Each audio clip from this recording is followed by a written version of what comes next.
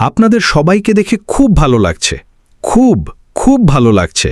আপনাকে অনেক ধন্যবাদ সুসি, এবং আমি আজ আপনাদের কাছে এই বার্তাটি পৌঁছে দিতে পেরে সত্যি উত্তেজিত।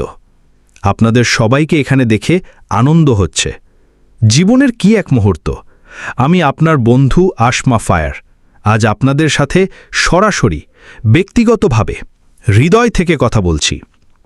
আপনি একজন দীর্ঘদিনের সমর্থক হন বা এমন কেউ হন যিনি পাশে দাঁড়িয়েছেন বা অন্য কিছুতে মনোযোগ দিয়েছেন, অথবা এমন কেউ যিনি কেবল নিশ্চুপে দেখছেন, কি হবে তা নিশ্চিত নন, আমি আজ আপনাদের সাথে নিখুঁত স্পষ্টতা, নম্রতা এবং নতুন করে পাওয়া উদ্দেশ্য নিয়ে কথা বলার সুযোগ নিতে চাই। এটা স্পষ্টতই একটি সন্ধিক্ষণ, এবং আমি আমার সমস্ত হৃদয় দিয়ে বিশ্বাস করি যে এখানে পৌঁছানোর জন্য যা কিছু লেগেছে, সামনে যা আসছে তা তার থেকে অনেক বেশি মূল্যবান। আমি জানি অনেক সময় লেগেছে, কিন্তু এটা সার্থক। আর আমি নিশ্চিত ছিলাম না। সত্যি বলতে এটা বলতে আমার কষ্ট হচ্ছে, কিন্তু আমি আপনাদের কাছে সবসময় স্পষ্টতা ও স্বচ্ছতার সাথে কথা বলার প্রতিশ্রুতি দিয়েছি। আমি যখন এই বক্তব্য প্রস্তুত করছিলাম কিছু বুলেট পয়েন্ট ও হাইলাইটস নিয়ে, তখন আমি এই গ্লোবাল আপডেটে এই বিষয়টি নিয়ে কথা বলার পরিকল্পনা করিনি। আমি আসলে আমাদের এসিসির সাথে বর্তমান পরিস্থিতি সম্পর্কে কিছু উল্লেখ না করার একটি ইচ্ছাকৃত সিদ্ধান্ত নিয়েছিলাম।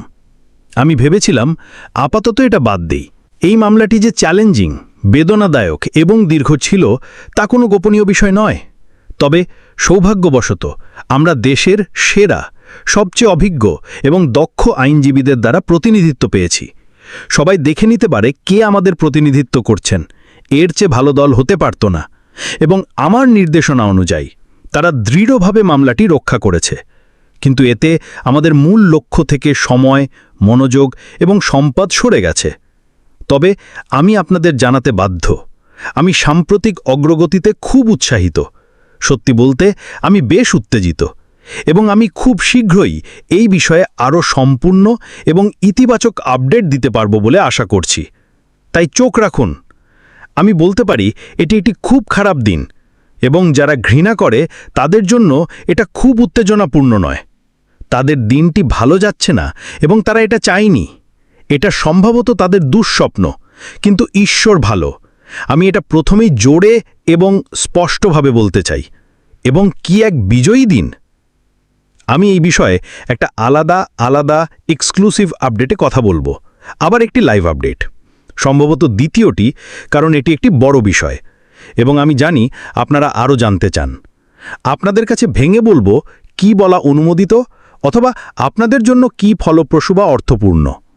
কিন্তু আমি বরং আমার প্রাথমিক পরিকল্পনায় ফিরে যেতে চাই এবং আজ আপনাদের কাছে যে কয়েকটি বিষয় শুনতে চান সেগুলোর কথা বলতে চাই। চলুন শুরু করি।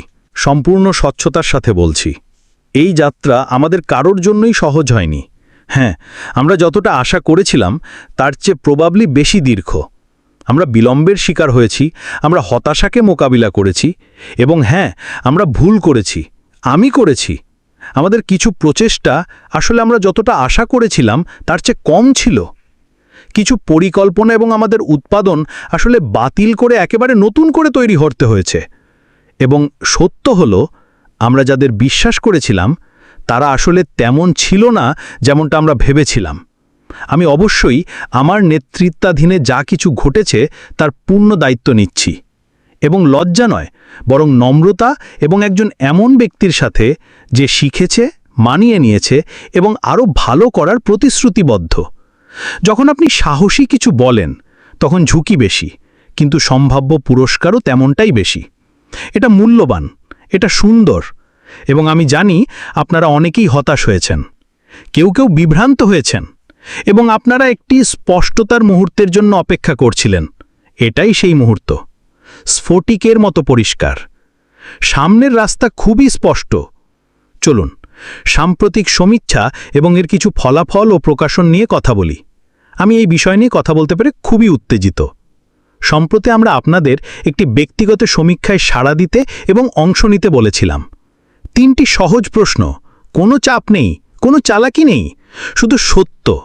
এবং আমাদের জানা দরকার, আমরা কি আপনারা কি আসলে এখনও আমাদের সাথে আছেন, আমরা জানতে চেয়েছিলাম, আমরা অনুভব করতে চেয়েছিলাম, এবং আমরা জানতে চেয়েছিলাম আমরা কোথায় দাঁড়িয়ে আছি, আপনারা কতদিন অপেক্ষা করতে ইচ্ছুক, এবং আপনারা কি বিশ্বাস করেন যে আমাদের ভাগ্য লক্ষ্যটি পূরণ করার জন্য একটি নতুন মাধ্যমের প্রয়োজন।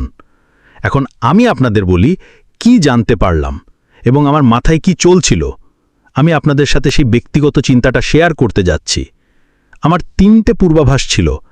আমি দলকে এবং যারা আমার সাথে পর্দার পিছনে কথা বলছিলেন তাদের বলেছিলাম, আমার 3টে পূর্বাভাস আছে।